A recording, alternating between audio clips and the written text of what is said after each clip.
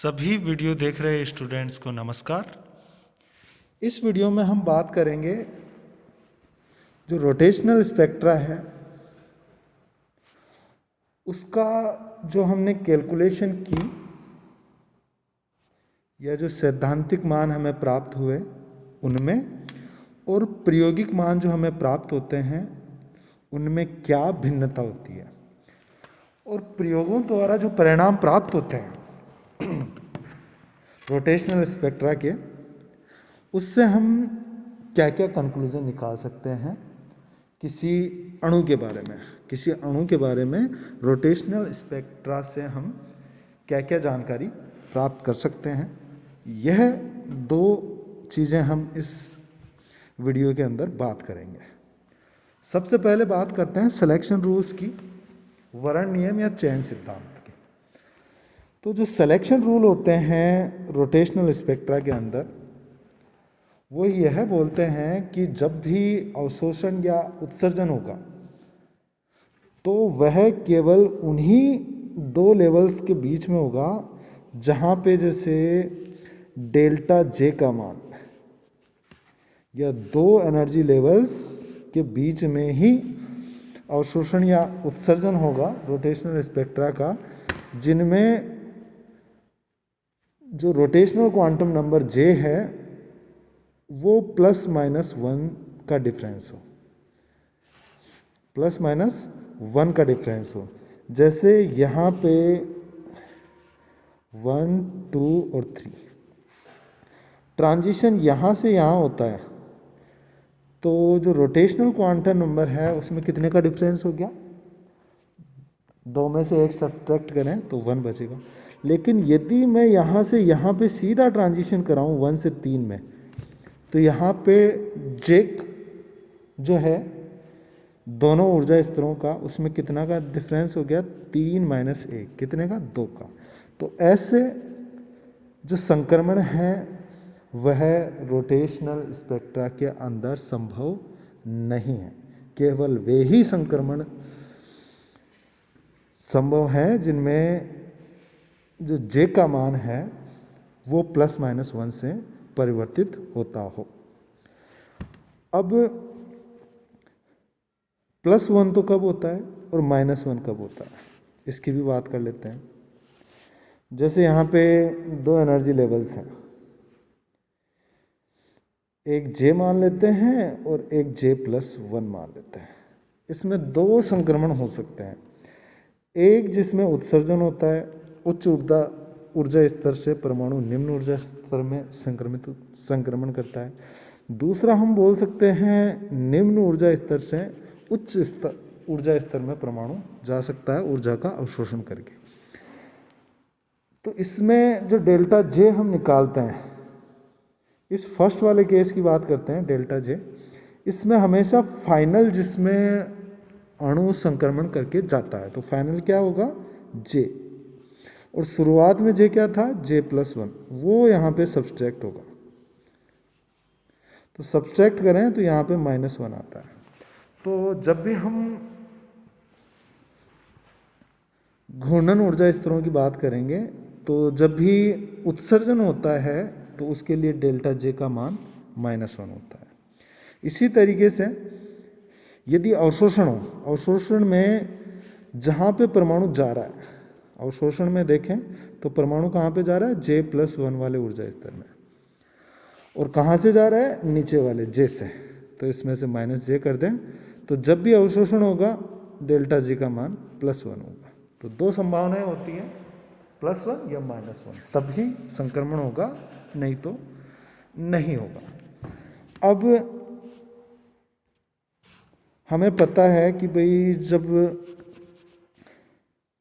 संक्रमण होगा तो संक्रमण के लिए कितनी ऊर्जा का, फोटोन की हमें आवश्यकता होगी, उत्सर्जित होगा या अवशोषित होगा, दोनों प्रोसेस में।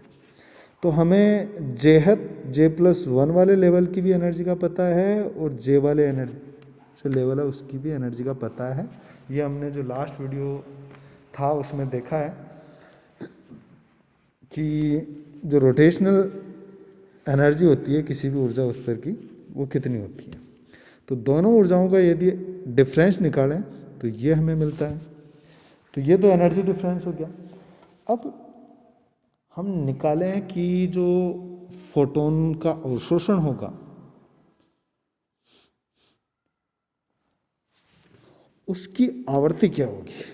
तो हमें पता है जो फोटोन होता है उसकी ऊर्जा होती है एच न्यू। न्यू यहाँ पे आवर्ती होती है, तो एच का भाग दे दें तो ये आवर्ती हमें मिल जाती है। अब यहाँ पे बहुत ही इंटरेस्टिंग सा काम हुआ है कि यहाँ पे ये जो कांस्टेंट है b इक्वल्स टू एच का डिवाइड में 2 पाई i2, यह घूर्णन नियतांक कहलाता है और ये बहुत ही ज़्यादा इम्पोर्टेंट भी होता है। तो आगे जब भी हम स्पेक्ट्रा में बात करेंगे बी की टर्म्स में ही बात करेंगे। अब बी की टर्म्स में जो डिफरेंट एनर्जी लेवल्स हैं वो यहाँ पे प्लॉट किए हुए हैं। देखें, जो फोटोन उत्सर्जित या अवशोषित होगा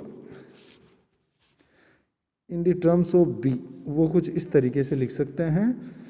यहाँ पे जो जे है वो लोअर लेवल है,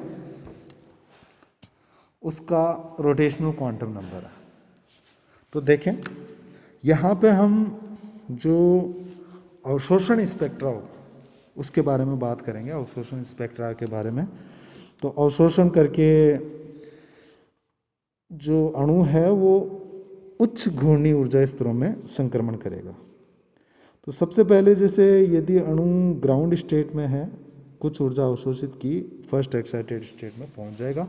तो ऊर्जा अवशोषित करने के लिए इसको कितनी एनर्जी की जरूरत पड़ेगी। जे की जगह इस वाले फॉर्मूले में क्या रख दें, 0। तो जे को 0 रखेंगे तो 2b आवर्ती के फोटोन की जरूरत पड़ेगी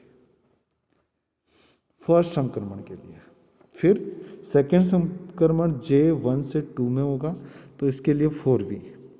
तो पहले संक्रमण के लिए 2b, दूसरे संक्रमण के लिए 4b, तीसरे संक्रमण के लिए जो आवर्ती होगी फोटोन की वो 6b, चौथे संक्रमण के लिए जो आवर्ती होगी वो 8b। अब यहाँ पे सिलेक्शन रूल्स के अकॉर्डिंग ये नहीं हो सकता है कि जे 0 से सीधा ही संक्रमण किस में हो जाए, जे 4 के अंदर हो जाए। संक्रमण के लिए डेल्टा जे क्या होना चाहिए, +-1 होना चाहिए। तो यहाँ पे हम देख रहे हैं अवशोषण में डेल्टा जे हमेशा +1 ही होगा। तो यहाँ पे यदि हम घूर्णी स्पेक्ट्रा की रेखाएं खींचें तो यहाँ पे हमें दिखाई दे रहा है कि घूर्णी स्पेक्ट्रा की जो रेखाएं आएगी, यहाँ से स्टार्टिंग है, उनमें जो अंतराल आ रहा है थ्योरेटिकल के हिसाब से वो फिक्स है। और अंतराल कितना है, 2 क्रमागत लाइनों के बीच में जो अंतराल है वो कितने का है, 2b का है। और b की वैल्यू यहाँ से हमें पता है।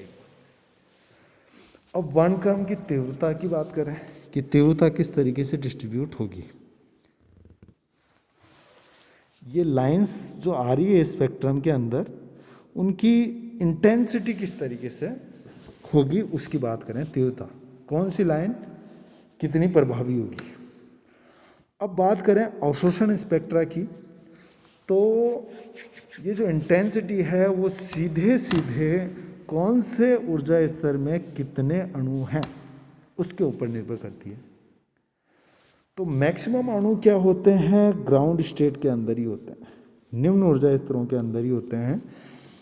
तो यहाँ से ऊर्जा का अवशोषण करके उच्च ऊर्जा स्तर में जो ट्रांजिशन की प्रोबेबिलिटी है, प्रायिकता है, वो ज़्यादा होगी। तो निम्न ऊर्जा स्तरों से उच्च ऊर्जा स्तरों, जो लोवेस्ट एनर्जी लेवल्स हैं, उनमें एनर्जी का अवशोषण कर उच्च ऊर्जा स्तरों में संक्रमण की प्रायिकता ज़्यादा होगी।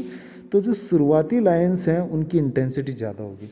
और उच्च ऊर्जा स्तरों में परमाणु की संख्या कम है तो अवशोषण करके उससे भी उच्च ऊर्जा स्तर में संक्रमण की प्रायिकता थोड़ी सी कम होगी। तो शुरुआत वाली लाइनों की इंटेंसिटी ज़्यादा होगी अवशोषण स्पेक्ट्रा में, और लास्ट वाली लाइंस की जो तीव्रता है वो धीरे धीरे कम होती जाएगी। इसी तरीके से उत्सर्जन स्पेक्ट्रा देखें तो उसमें जो लाइंस की इंटेंसिटी है वो अवशोषण स्पेक्ट्रा के कंपैरिजन में काफ़ी कम होती है, क्योंकि उच्च ऊर्जा स्तरों में परमाणुओं की संख्या कम होती है। अब यहाँ पे बात करते हैं कि भाई वास्तविकता में क्या जो स्पेक्ट्रम हमें प्राप्त होता है रोटेशनल स्पेक्ट्रम, उसमें क्रमागत लाइनों के बीच में अवशोषण या उत्सर्जन स्पेक्ट्रा के अंदर जो लाइंस मिलती है उनमें क्रमागत जो लाइंस मिलती है उनके बीच में डिफरेंस 2b का ही होता है या अलग होता है?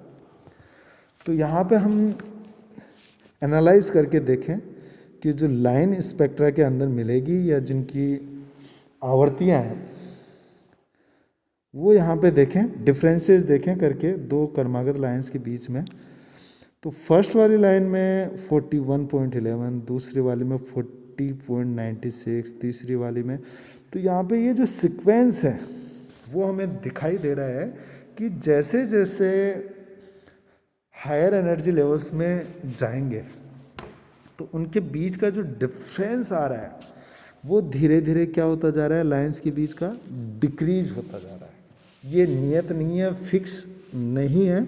और ये जो डिफरेंस में कमी आ रही है वो जो पोटेंशियल है उसकी शेप के कारण होता है।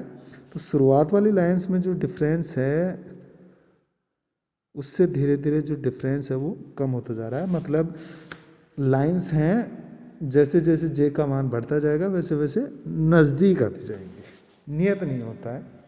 ये वास्तविक स्पेक्ट्रम की हम बात कर रहे हैं। अब जैसे हमने ये जो आंकड़े प्राप्त किए उनसे बी की वैल्यू यदि हम निकाल ली तो हम क्या मिलेगा, इससे क्या निकाल सकते हैं? बी सीधा सीधा डिपेंड करता है आई के ऊपर और आई डिपेंड करता है जो अणु हैं उनके बीच की जो डिस्टेंस है उसके ऊपर।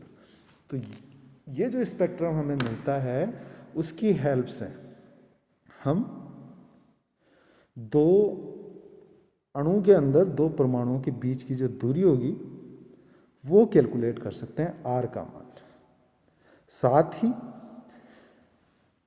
हम जो रोटेशनल स्पेक्ट्रा है उससे वैल्यू कैलकुलेट कर सकते हैं कि अणु के अंदर द्विध्रुव आघूर्ण शून्य है या नहीं है। उसके बाद में इसकी हेल्प से हम द्विपरमाणु अणु की शुद्धता का मान भी कैलकुलेट कर सकते हैं या समस्थानिक जो प्रभाव होता है उसका मान भी कैलकुलेट कर सकते हैं। इसके लिए हमें पता है कि भाई स्पेक्ट्रम सीधा सीधा आई के ऊपर डिपेंड करता है।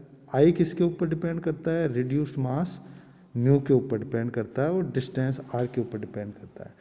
और म्यू सीधा सीधा अणुओं के द्रव्यमान पर निर्भर करता है। तो यदि स्पेक्ट्रम उत्सर्जन करने वाले अणुओं में समस्थानिक होंगे तो उनके लिए म्यू का मान अलग अलग होगा। म्यू का मान अलग अलग होगा तो फिर आई डिफरेंट होगा, आई डिफरेंट होगा तो बी अलग अलग होगा। तो इस केस में स्पेक्ट्रम जो मिलेगा समस्थानिकों का वो डिफरेंट मिलेगा। जैसे यहाँ पे एग्जांपल दे रखा है C12O16 और C13O16 का। इन दोनों के लिए दो अलग अलग लाइंस मिलती है जिससे कि हम जो समस्थानिक होते हैं उनकी संख्या या उनका रेशियो निकाल सकते हैं कि जो अपने पास में सैंपल लिया है उसमें C12 और C13 वाले अणु किस रेशियो के अंदर हैं। तो इसकी सहायता से हम ये कंक्लूजन भी निकाल सकते हैं। तो वीडियो देखने के लिए धन्यवाद। जय हिंद, जय भारत।